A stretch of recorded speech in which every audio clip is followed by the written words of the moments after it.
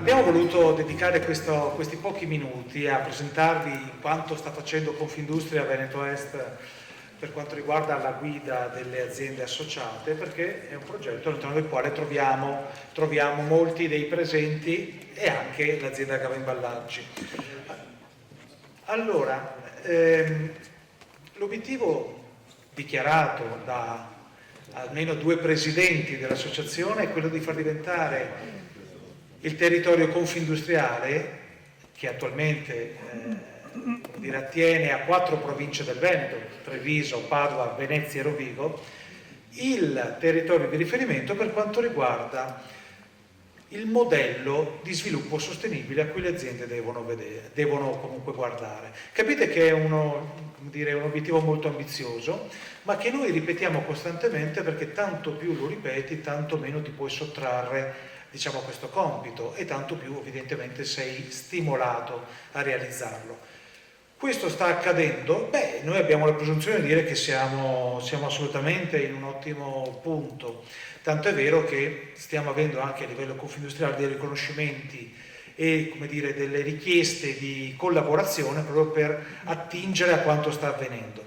Come nella pratica si è mossa l'associazione? Beh, ormai da 8 anni si è costituito un gruppo chiamato, senza particolare fantasia, Gruppo Sostenibilità, che oggi è partecipato da 51 aziende delle dimensioni più diverse, dei settori più diversi, le quali periodicamente, annualmente, si danno un calendario di incontri nel quale condividono le loro migliori pratiche in termini di sviluppo sostenibile.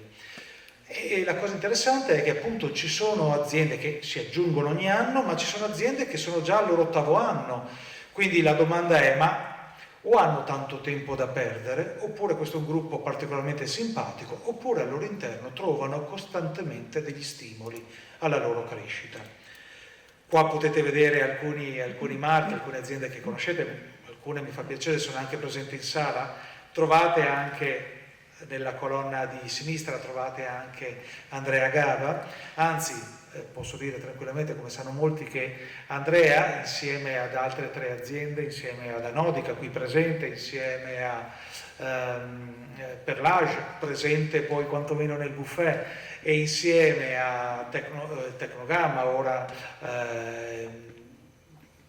il cui amministratore poi attualmente è direttore generale di Labomar, sono stati quelli che hanno portato questo progetto a livello associativo fino a che è diventato a tutto tondo ormai uno dei 3 pilastri sui quali si basa la presidenza attuale di Leopoldo Destro.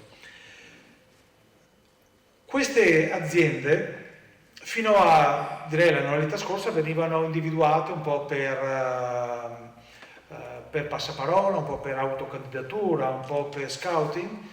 Da quest'anno, essendo diventata l'associazione a novembre, da Assindustria Veneto Centro a Confindustria Veneto Est, quindi da 2.400 aziende associate a circa 5.000, o da 2.700 a circa 5.000, si è voluta dare, come dire, una metodologia più oggettiva, più misurabile, più scalabile, anche per dare ulteriore espansione a questa esperienza. Quindi si è identificato un asset di parametri trasparenti, che sono quelli che io adesso vi faccio vedere, che consentiranno a chiunque vorrà aderire a questo gruppo di misurarsi, perché l'aver, come dire, acquisito meno questi parametri attribuirà un punteggio, e all'ottenimento di un punteggio minimo le aziende entreranno all'interno di questo gruppo, ovviamente se ne avranno il piacere, se avranno desiderio.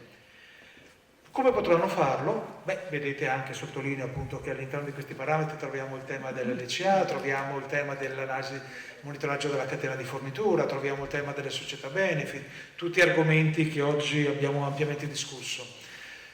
Questa domanda potrà essere fatta attraverso il sito Academy della Sostenibilità, che è stato lanciato la settimana scorsa in occasione della seconda edizione della settimana di sostenibilità che abbiamo tenuto in provincia di Treviso, nella sede della provincia proprio, e all'interno di questo sito, come vedete dove c'è la freccetta, c'è il box che consente alle aziende di entrare in questo forum che, una volta compilato, consentirà un'autovalutazione. Questa autovalutazione attribuirà un punteggio e tutte le aziende che avranno raggiunto almeno 90 punti dei 150 a disposizione potranno, se vorranno, fare domanda di partecipazione al gruppo sostenibilità.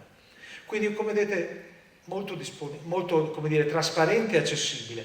Dico subito, perché già sto ricevendo diverse mail da parte di qualche imprenditore che mi dice ma 90 punti non sono così facili. No, non sono facili, sono assolutamente come dire, una soglia estremamente selettiva. Ma noi siamo fiduciosi, contiamo di avere all'interno dei 5.000 associati diverse aziende che o lo supereranno o si avvicineranno a questa soglia. Quindi noi andremo nella prossima annualità che partirà a settembre comunque ad aggregare altre 30-40 aziende tra i migliori punteggi di quelle che avranno fatto domanda. È un tema nuovo, a qualche giorno, io lo dico anche per dare modo a voi di fare un po' da passaparola, già diverse aziende si stanno come dire, iscrivendo e poi vedremo a fine giugno quali saranno le 35 che verranno selezionate per la prossima annualità. Una volta che le aziende appartengono al gruppo sostenibilità, cosa hanno fatto? Vivono di rendita? No, assolutamente. Là comincia un altro gioco. Il gruppo sostenibilità ogni anno si dà delle regole di partecipazione e degli obiettivi da conseguire, sia il rispetto delle regole che l'acquisizione degli obiettivi garantisce, consente, meglio dire più che garantisce, consente la permanenza all'interno. Qualora non fosse così, alle aziende verrà chiesto di lasciare posto ad altre magari più determinate nel loro percorso. Per verificare che questo accada regolarmente, noi, qua la slide diciamo un po', ci sono tanti numeri, ma sostanzialmente quello che facciamo annualmente è verificare lo stato dell'arte, dell'avanzamento nell'acquisizione di questi requisiti da parte di ogni azienda, in modo tale da evitare che ci sia, come dire, il turno di riflessione e che tutti arrivino puntualmente al conseguimento degli obiettivi, accompagnati da i servizi che l'associazione può dare, ma anche poi, voglio dire, molte volte dall'esperienza che i colleghi imprenditori possono dare a chi si trovasse magari temporaneamente in difficoltà. Bene, io vi ringrazio per l'attenzione, ma credo che questo sia interessante, vi do un po' la percezione. Noi siamo all'8ª annualità, inizieremo la 9ª a settembre e finora non mi risulta, anzi sono certo che non c'è, perché voi sapete che abbiamo il nostro vicepresidente di Confindustria sui temi della sostenibilità è Katia Daros, quindi ce l'abbiamo in casa, e la delegata all'interno di questo gruppo di lavoro è Cristina Bombassei di Brembo, con cui ci siamo trovati qualche settimana fa, il direttore generale di Confindustria che segue il tema è l'avvocato Ravazzolo. Non esiste un analogo progetto nel mondo confindustriale, però si stanno risvegliando. Già la settimana scorsa, in occasione della settimana della sostenibilità, abbiamo avuto contatti con Vicenza, con Torino, con Lazio, cioè quello che sta accadendo è che finalmente all'interno di casa Confindustria si sta vedendo che probabilmente nel nord-est si sta muovendo qualcosa che ha un senso, che dà valore, che consente velocemente in un modello scalabile ma anche metodico, fatto come dire, replicabile, sta accadendo qualcosa che può essere di beneficio alle intere aziende nazionali e quindi un po' alla volta probabilmente questo nostro obiettivo di diventare il punto di riferimento per l'intera nazione, forse, in maniera così lo sussurriamo, forse lo stiamo realmente perseguendo. Grazie e ritorno adesso nelle vesti del moderatore.